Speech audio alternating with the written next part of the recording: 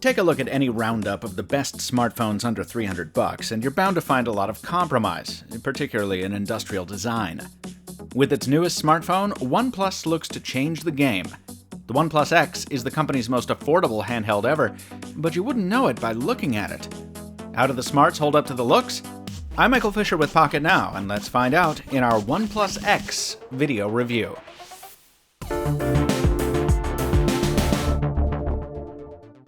More than anything, the OnePlus X is about style. While our initial hands-on featured the more expensive ceramic edition, even the standard Onyx build is exquisite. A pane of Gorilla Glass 3 up front and one of fire-baked, scratch-resistant glass on the backside come together in an aluminum alloy midplate complete with Art Deco-style striping and subtle chamfers that twinkle in the light. The volume and power buttons are easy to find with a thumb, easy to tell apart thanks to their texture, and their mechanical feedback is almost perfect. On the opposite side, the three-way notification slider is back, allowing ringer settings to be changed with the flick of a switch. In the hand, the feel is nothing short of sublime. By making use of a modest 5-inch display with fairly minimal bezels, OnePlus has produced an Android rarity, a smallish phone with top-shelf design that can be comfortably used with one hand.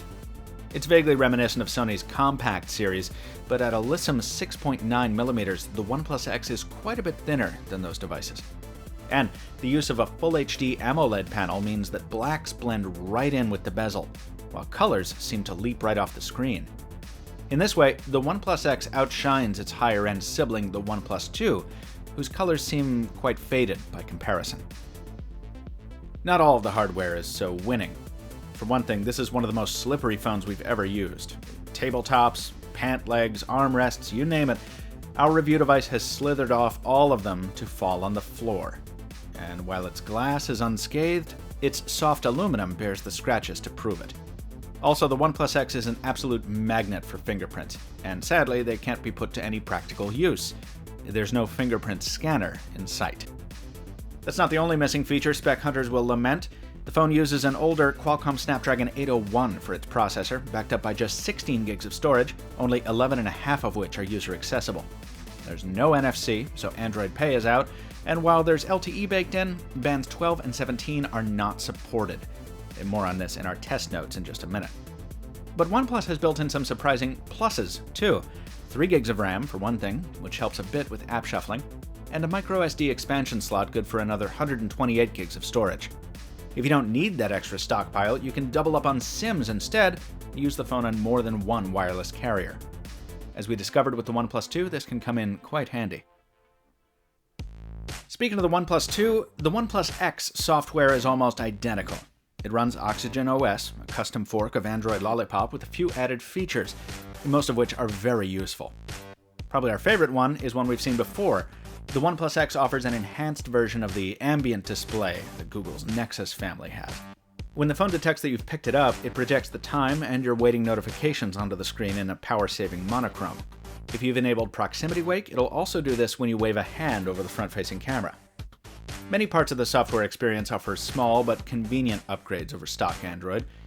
Swipe anywhere on the home screen to deploy the notification shade. Decide which shortcut toggles you want displayed within that notification drawer. Choose what accent and LED colors suit you best, or skin the entire OS in a dark or light theme, and individually dictate app permissions like you can do in Android Marshmallow. As you can see, we're using on-screen soft keys instead of the hardware buttons, mainly because there are no backlights on the latter.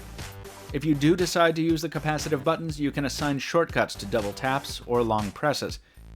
And speaking of shortcuts, you've still got the option to draw a circle on the lock screen to launch the camera, or draw a V to turn on the flashlight. They're a little awkward, but once you get used to them, they can come in handy, sort of like the shelf that OnePlus has included on the leftmost home screen, a vertically scrolling array of widgets. If you don't like it, you can remove it. On the whole, Oxygen OS remains one of our favorite Android flavors. Its added features are convenient at best and inoffensive at worst, and its cosmetic customizations do a nice job of complementing the beautiful hardware here. OnePlus tells us a Marshmallow update is coming sometime next year, but the company has yet to commit to a firm date. OnePlus has opted for a 13-megapixel Samsung ISOCELL camera for this phone, with an f2.2 aperture and no optical image stabilization. The result is adequate results in bright light, and that's about as good as it gets. If you're planning on showing most of your photos on the phone itself, the AMOLED display helps a lot by artificially boosting contrast and saturation. You take them off the device, though, and the colors wither. Zoom in and the detail falls apart, edges corrupted by digital grain. Brightly lit areas are often overexposed. Colorful rows of pink flower petals become a washed-out expanse of salmon-colored feathers. The lower the light gets, the tougher it becomes to gain and keep focus. Setting the phone to HDR mode helps it brighten very dim nighttime scenes, and using the resolution-enhancing clear image mode does add needed sharpness. But these are inconsistent workarounds. There's nothing special about the phone's video performance, which maxes out at 1080p and exhibits many of the same handicaps as the stills do, with the added shakes and shimmies that come from a lack of stabilization. Selfie quality on the front-facing 8-megapixel camera varies significantly depending on lighting, but who's going to use this for professional glamour shots? As with most selfie shooters, it's good enough given plenty of light, with a skin-smoothing beauty mode that does a good job of evening out your complexion without getting ridiculous about things. The camera suite is probably the weakest aspect of the OnePlus X. If you confine your photo sharing to casual stints on Facebook and Twitter, yeah, it'll get the job done. But if you take even a small measure of pride in your smartphone photography, even, say, to an Instagram degree, you may want to look elsewhere. We tested the OnePlus X over 6 days on eastern Long Island, New York, and as expected, 4G network performance was inconsistent. The lack of band 12 and 17 makes this phone incapable of using 700 MHz spectrum on either AT&T or T-Mobile, meaning we couldn't get LTE in many places, and AT&T even thought our phone was a 2G device at one point. The OnePlus X will not perform as well as phones custom-made for those networks. On the bright side, none of this affects voice quality. The OnePlus X brings a clear earpiece, and its 138-gram mass is no burden to hold up for a long call. The user experience and other fundamentals ranges from average to slightly below. The bottom-firing speaker is easy to accidentally block with a finger, and while it's usually loud enough, it's prone to raspy playback. Playing high-demand games like Asphalt 8 requires you to step down the graphics to medium at most. Anything higher results in so much choppiness as to render it mostly unplayable. Battery life is better than we expected given the smallish power pack, but it's nothing special.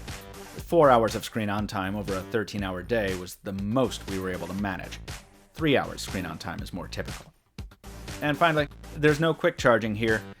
No matter what kind of adapter we used, the OnePlus X charged at a plodding 1% per hour or less through its USB 2.0 port. The Onyx Edition OnePlus X will go on sale in the US on November 19th through OnePlus's invite system at a price of $249. If you're the type of buyer who prizes performance over physical allure, there are better options out there, including the OnePlus 2 for just $80 more. The OnePlus X was built for those who care more about beautiful presentation than raw capability. For $249, you can certainly find a smarter sidekick, but you're not likely to find a prettier one. We've got a lot more to say on the OnePlus X, folks, and it's all in our full written review at Pocketnow, linked in the description below. Click it and leave a comment there if you have some feedback for us. Otherwise, follow us on social media. Pocketnow is at Pocketnow. On Twitter, I am at Captain2Phones. Most importantly, thanks for watching. We'll see you next time.